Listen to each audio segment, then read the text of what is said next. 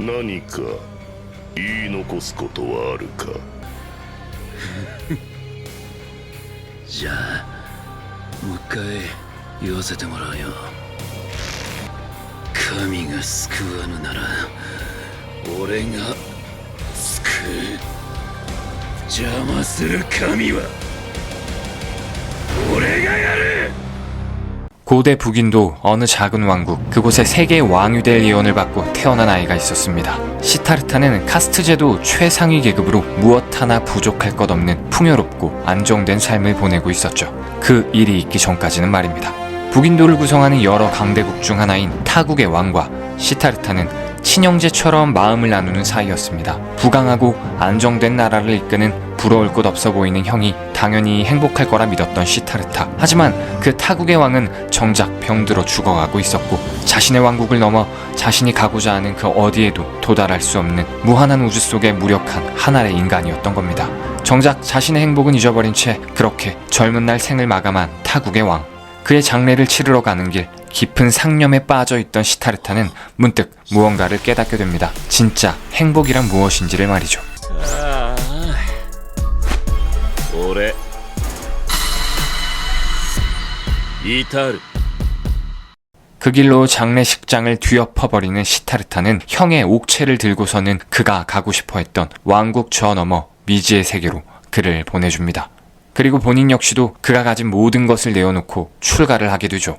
당시 인도에는 고통스러운 수행을 통해 깨달음을 얻고자 하는 수행자들이 많았는데 시타르타는 그가 가는 길에 만난 수많은 고통과 낡은 관습으로 가득 찬 것들을 부수어 나가기 시작합니다. 그렇게 시간이 얼마나 흘렀을까? 어느덧 이제 석가모니라고 불리우게 된 그의 걸음 뒤로는 그를 따르는 수많은 인파들이 행렬을 이루기 시작했고 그들은 모두 초라한 행색이었지만 그들의 얼굴은 하나같이 평온과 행복이 깃든 미소를 띄우고 있었죠. 그때였습니다. 석가의 행렬이 어느 도시를 지나고 있을 때 우울함으로 가득해 보이는 한 소년이 석가를 쫓아와 다짜고짜 따지듯이 묻습니다. 어떻게 당신을 따르는 사람들은 저토록 행복해할 수 있냐고 말이죠. 알고 보니 이 소년은 이 지역 일대를 관장하는 영복이라는 신이었는데 사람들을 행복하게 해주고 싶어서 그들의 불행을 본인이 대신 열심히 흡수해주고 있었던 거죠. 하지만 그럴수록 오히려 사람들은 더 타락해져만 갔고 그 역시도 흡수한 불행으로 인해서 엉망진창이 되어가고 있었던 겁니다. 이 소년의 질문에 석가는 답합니다. 타인의 불행은 대신 짊어지는 게 아니라고. 고통이 있기에 그것을 극복하며 행복이 있는 거고 그 행복은 스스로 찾아야 하는 거라고 말이죠. 영복은 석가의 답변에 만족하기는커녕 오히려 폭발할 것 같은 질투로 인해서 그 길로 흑화의 강을 넘고 맙니다. 그렇게 분노로 가득 찬 소년은 자아가 분열되어 칠복신이라는 이름으로 민간신앙에 오랫동안 전해져 오게 된 것이었죠. 그 이후로 시간은 또다시 흘러 석가모니는 새 속에서 인간의 삶을 마치고 신이 되어 청계 어딘가에서 시간을 보내고 있었습니다. 오랜만에 찾아온 청계의 발길이 브링힐드는 문득 석가에게 윤회와 죽은 자가 다시 극락에서 태어나는 것들에 대해서 물어보기 위해 석가를 찾아오는데요. 이때 이미 석가는 자신을 찾아온 이 발키리에게 그녀를 가득 채운 어떤 번뇌와 그녀가 가진 위험한 생각들에 대해 짐작을 한 상태였고 얼마 안 가서 신대 인류의 라그나로크가 개최되었다는 소식까지 듣게 되죠. 이윽고 4차전 헤라클라스와 잭 더 리퍼의 경기가 끝나고 경기장 근처를 지나가고 있던 석가모니는 분수대에서 자신을 기다리던 로키를 만납니다. 로키는 어떤 추측을 하는데요. 뭐냐 하면 이토록 신에게 대항할 수 있는 인간의 힘은 발키리들이 자신들의 목숨을 담보로 신기를 만들어 싸우는 데 있다고 본 것이죠. 그러니까 남과 같은 배를 타서 운명을 함께함으로써 믿을 수 없는 힘을 만들어내는 바로 불교의 일련탁생이라는 개념을 떠올린 겁니다. 그에 따라서 그 개념을 석가가 알려줬을 것이라 생각하고 석가를 배신자로 의심하는 상황이었던 거죠. 이 상황에서 석가는 아무런 해명 없이 그저 덤덤하게 그렇다면 어쩔 건데? 라는 말로 응수를 해줍니다. 그리고 마침 그 자리에 칠복신과 인류 측 코지로와 오키타 소지까지 등장을 하면서 양측 간의 분위기는 더욱 일촉즉발의 상황으로 악화되어 버리죠. 싸움이 터질 것 같던 그 순간 주신들이 등장하면서 분위기는 다시 와해가 됩니다. 긴장감이 돌았던 로키와의 상황이 지나가고 다음 5차전 경기 시바와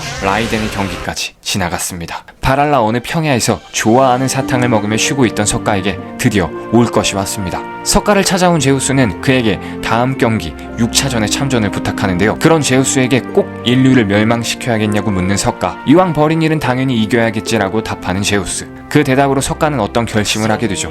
아니, 이미 그의 마음은 처음부터 확고했을지도 모릅니다. 제우스의 요청을 수락하며 경기장으로 들어서는 석가. 하지만 그는 돌연 인류 측 대표로 나가겠다고 선언을 하는데요. 신들이 인류를 버린다면 인류는 내가 구한다. 방해하는 신은 다 덤벼라며 폭탄 선언을 하는 석가. 이미 브리닐드에게는 사전에 이야기를 해주고 출전한 상황이었죠. 그렇게 신들에게는 원성을, 인류에게는 뜨거운 환호성을 받으며 그의 경기가 시작합니다. 돌발 선언과 함께 급히 정정된 신측 대표가 등장합니다. 바로 오래전 인간의 몸을 입고 살던 시절 만났었던 칠복신, 아니 그 우울해 보이던 소년 영복이가 바로 석가의 대전 상대였던 거죠.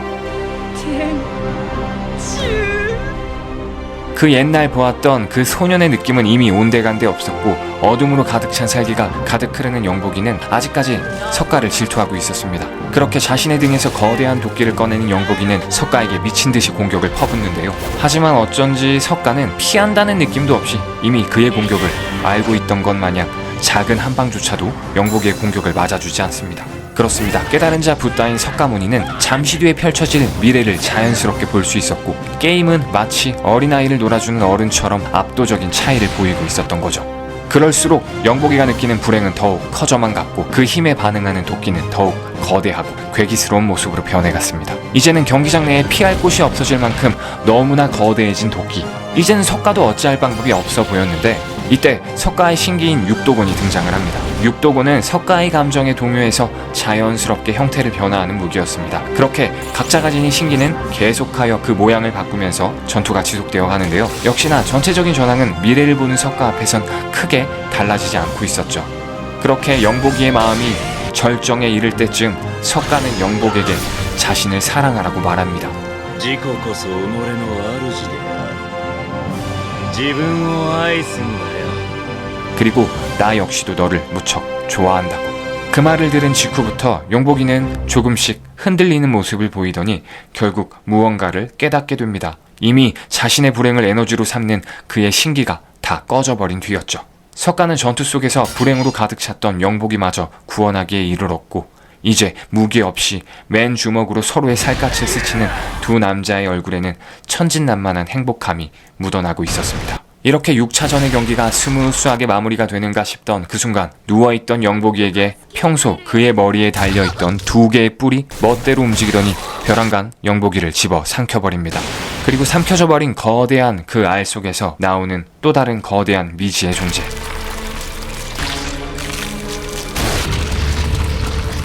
경기장의 누구도 그가 누군지 알 수 없었죠. 명계의 왕 하데스가 등장하기 전까지는 말입니다. 신측 관중석에 등장한 하데스는 그가 명왕인 자신조차도 본 적이 없는 전설로만 듣던 고대의 파괴자라고 말하는데요. 바로 6천마왕 파순이었습니다. 그리고 순진한 영복이에게 이런 짓을 할 만한 이는 어둠의 마법사 벨제부부밖에 없다는 말도 덧붙이면서 말이죠. 영복이가 어디 갔냐고 묻는 석가에게 파순은 이미 그를 완전히 먹어버렸다고 말하죠. 그리고 시작되는 파순의 공격. 어쩐지 석가는 아까와는 달리 피하는 것이 아니라 힘겹게 공격을 막아내는 느낌이었습니다. 지금 이 순간 석가는 미래를 보지 못하고 있었던 것이죠. 왜냐하면 석가의 미래시는 육체가 행동에 옮기기 전 일어나는 영혼의 움직임을 미리 보는 것이었지만 완전한 어둠 속에 사로잡힌 파순에게는 무엇도 보이질 않았던 겁니다. 그렇게 미래시를 쓸 수 없는 석가는 파순의 공격에 일방적으로 밀리고 있었고 결국 눈과 발에 치명상까지 입는 지경에 이르고 맙니다. 이때 석가는 결국 영복이를 자신의 부활의 영양분으로 삼켜버린 파순에게 증오라는 감정을 다시 불태우게 되는데요. 이미 오래전 인간일 때 극복하고 버렸었던 그 감정을 말이죠. 그 감정에 동요한 육도곤은 부처에게 어울리지 않는 잔혹한 무기로 변하였고 다시 파순을 잠시 압박하는 듯 보였습니다. 하지만 끝내 파순의 압도적인 강함에는 육도곤마저 산산이 파괴되고 석가는 절체절명의 순간에 놓이게 되었죠. 그때 문득 석가는 오른손에 마치 영복이가 손을 잡아주는 듯한 착각을 느끼게 되는데요. 그렇습니다. 그곳엔 흩뿌려진 돌들 아래로 아까 영복이의 연기가 담긴 무기가 있었던 거죠. 그리고 다시 일어난 석가에게 영복이의 신기는 이제 영복이의 불행이 아닌 석가의 자애로움에 반응하며 그 모습을 변화하더니 마침내 궁극의 신기가 되어 석가의 손에 들려 있었습니다. 다시 파순에 맞서는 석가. 치열한 공방전이 지속되고 있었습니다. 그러던 어느 순간 경기장의 모든 관객들은 다 함께 느끼고 있었죠. 언젠가부터 다시 석가가 파순의 모든 공격을 피하고 있다는 것을요. 네, 파수는 자신의 존재가 세상에 있던 이후로 이 정도로 압박을 받은 상대가 없었기에 본인도 느끼지 못하는 사이 처음으로 공포라는 감정을 이미 느끼고 있었던 겁니다. 그 파순의 영혼이 흔들리기 시작하자 다시 석가는 영혼의 흔들림을 통해서 미래시를 보기 시작했고 이미 다가오는 이 경기의 승패를 경기장의 모두가 느끼고 있었습니다. 드디어 석가의 마지막 공격이 파순을 완전히 분쇄해버리고 사라지는 파순의 잔해 속에서 명복이가 석가를 향해 미소를 짓습니다. 전 인류가 가슴 뜨거워지는 그 순간 경기장이 떠나갈 듯이 인류는 한 사람의 이름을 약속한 듯이 외쳐댑니다. 석가모니.